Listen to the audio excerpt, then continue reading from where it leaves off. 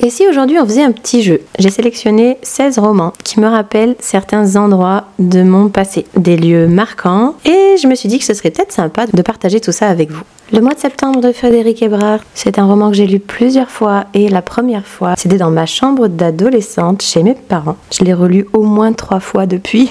L'écume des jours que j'ai relu pour mon mémoire de maîtrise, je l'associe à mon 2e appartement d'étudiante quand j'ai changé de ville avant de passer les concours de l'enseignement. Da Vinci Code, je l'ai lu au bord de la piscine de chez mes parents, alors que je ne savais pas du tout que j'avais réussi l'écrit de la grecque de lettres. J'ai jamais eu l'oral. Heureusement que j'avais eu le CAPES l'année d'avant.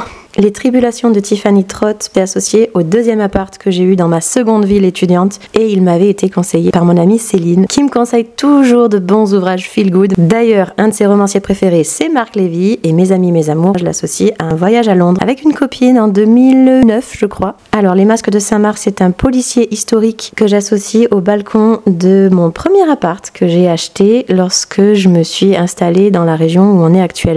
Je connaissais pas encore Totoro et je lisais ce roman au soleil. Le Cercle Celtique, je l'ai lu dans le même appart au retour de mon séjour en Écosse avec ma maman. Les 2 volumes de Yoshikawa, l'appart de Totoro, c'est lui qui m'a fait découvrir cette œuvre que j'avais adorée, en particulier le 1er volume. Je me revois le lire dans notre chambre, dans l'appart qui était donc à moi, mais où Totoro s'est installé ensuite. J'avais adoré cette première rencontre avec Françoise Bourdin. La magie du bonheur, je l'associe à un appartement dans la montagne, pas très loin de chez nous, où on avait passé 3-4 jours avec Totoro. Les oiseaux rêvent aussi, pour moi c'est le Jura, où on avait passé un long week-end en chambre d'hôte pour l'anniversaire de Totoro. Je me revois à l'aéroport, on était parti avec Totoro en Irlande. Il me semble que c'était la lecture que j'avais menée à Dublin.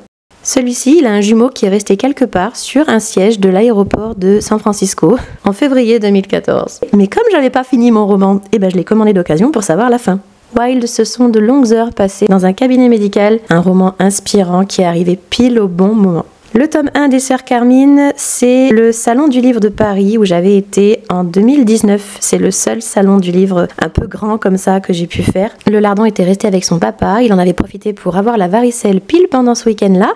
Et moi, j'avais rencontré Ariel Holz, entre autres auteurs, et c'était une rencontre vraiment super chouette. Et pour finir, le premier roman de Joël Dicker que j'ai pu lire, pour moi, il est lié à notre jardin. Quand je l'ai lu, ça faisait déjà plusieurs années qu'on avait acheté notre maison, et c'est un roman que j'ai lu lors du confinement Covid. On a eu la chance de vivre un confinement particulièrement agréable, et j'avais dû lire cet ouvrage début avril 2020. En ce qui concerne l'Italie, l'Espagne, la Belgique, l'Autriche et l'Allemagne, et je crois que j'ai fait le tour. J'ai pas de lecture à citer parce que ce sont des pays que j'ai découverts soit avec mon frangin lors d'un séjour à Vienne, soit avec des copines. Et avec des copines en général, je portais pas trop de lecture.